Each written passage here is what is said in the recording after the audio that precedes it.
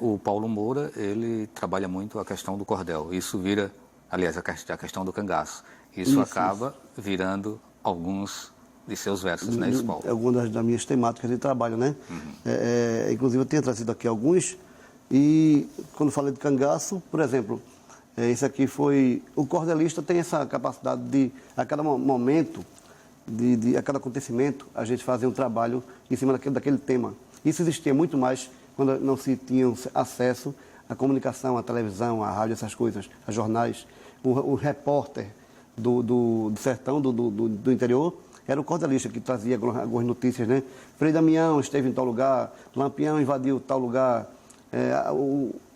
o foguete chegou na Lua, ele saía com aquela história imaginária dele lá, dizendo algumas verdades e algumas mentiras, né? E, inclusive falando de cangaço, né? Hoje em dia, a gente consegue trabalhar, por exemplo, cangaço, né? Aqui foi o massacre de Angico, que aqui começou lá em Serra Talhada, já deve estar no 4º ano ou 5º ano já, que é com um teatro ao ar livre. Aí eu fiz esse cordel. E mais para trabalhar em sala de aula, por exemplo. Bullying, nesse caso específico do cordel, mesmo outros cordelistas já tendo trabalhado essa temática, inclusive lá na época da morte do Lampião, você retoma, faz um resgate do contexto histórico e escreve da sua maneira. A nossa maneira, no caso, a história do Lampião, por exemplo, aí, a história do Lampião contada à minha maneira, dentro das minhas pesquisas, no caso, né? Eu fiz um cordel, um dos meus primeiros cordéis, que foi trabalhar o cangaço, pronto aqui, ó, João Firmino Cabral, Lampião, herói ou bandido, que é um dos cordéis antigos falando de cangaço, né? Esse daqui foi da época. Foi da época, né? Foi muito tempo entre a morte, foi após a morte ou foi enquanto ele era vivo ainda? Vocês lembram? Eu acho que isso aí já seria morte anos 50, 70, que depois escreveram muitas coisas, né, sobre o cangaço, né? Mas vale todo assunto que permeia o universo do escritor, né, ou de sua comunidade, no caso, né, a gente vai relatando. A história do Baião, por exemplo, né, isso aqui foi um trabalho de faculdade, porque o cordel já alcançou a academia, né, depois de, como eu falei aqui no começo, e eu acho que as meninas concordam comigo, o cordel teve uma queda brusca, eu acho que nos anos 40, 30 para 40, ele era muito difundido nas feiras dos interiores. Depois ele teve uma queda brusca, porque chegaram com mais facilidade os meios de comunicação, né? Rádio, televisão, os jornais e tal.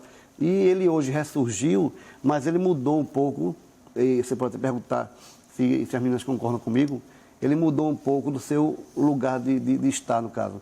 Hoje, onde tem cordel de feira, é daquele cordelista que ainda resiste, vivendo do cordel. A gente tem alguns poucos que vivem de cordel, né? Mas a maioria dos cordéis estão em shopping centers agora, estão em faculdade, estão sendo objeto de estudo e trabalhos também de sala de aula, que é um incentivo à leitura. É o que a gente se propõe muito a fazer.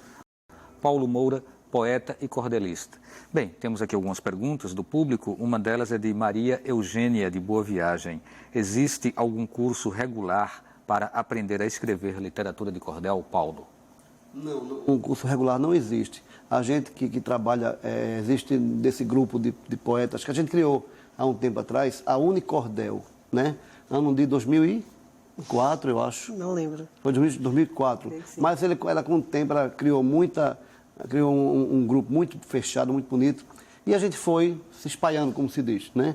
E alguns desses poetas cordelistas dão oficina de cordel. Não todos, mas alguns se habilitaram a oferecer a oficina de cordel. Mas isso a gente faz através de projetos de culturais, né? FENEARTE, por exemplo, né? Feiras de conhecimento, essas coisas. Ou então algumas escolas que nos contactam, escolas públicas ou particulares, para oferecer a oficina de cordel na sala de aula, né? Inclusive, nessa época, eu preparei um material que é a história do cordel em cordel, que é um material de trabalho que eu tenho, que eu ofereço em sala de aula. O que seria isso aqui?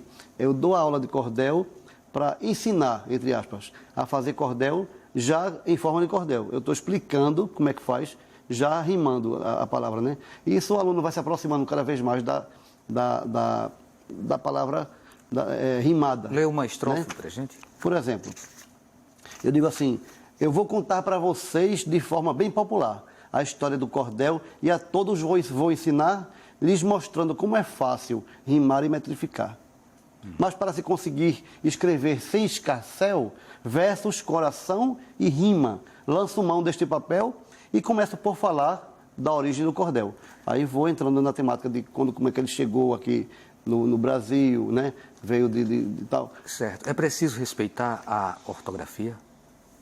É importante respeitar a ortografia, inclusive para tratar com crianças, né? Que tanto é que quando a gente coloca uma palavrinha amatutada, a gente muda o formato da letra, a caixa da letra, né? Bota ela inclinada, bota ela sublinhada, para mostrar que ali, né? Como eu falei agora há pouco, espalhar, né? A poesia, esse espalhar um jeito de falar, mas não já necessariamente... muda, justamente. Mas eu acho muito importante, eu como facilitador, em sala de aula, eu, Suzana, Alice, a gente procurar caprichar na ortografia, porque para incentivar o aluno a escrever melhor e cada vez mais. Ok. Paulo, como você vê a questão da iconografia que envolve a produção dos livretos de cordel?